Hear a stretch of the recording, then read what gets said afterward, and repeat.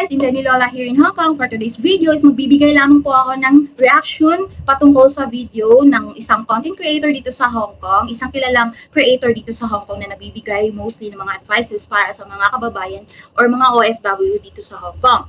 So, ito yun, magic word effort. So, isa lang masasabi ko na sana, wala lang sanang pakialamanan kung ano yung style ng isang creator na tinira nyo doon dahil hindi naman natin alam, baka, so, in private message sa inbox nila, nagbigay siya ng advice and then, kung may concern ka o may issue dun sa ginawa ni creator na walang ka-effort at dinikit lang, sinalpak lang sa wall niya, so, hindi mo na problema yun.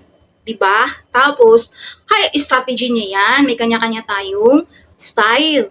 At hindi nga, yun nga sabi ko, hindi mo rin alam kung nag-uusap sila iba. So, wag na nating pangunahan sana yung isang creator na yon. So, kung may concern ka, so, yun na nga, why not to send her a message in private and then, magbigay ka ng idea or mag-guide ka sa kanya, ayan, bigyan mo siya ng advice. So, yun lang, para iwas samaan ng loob. O, diba? Hindi yung gagawan pa ng content.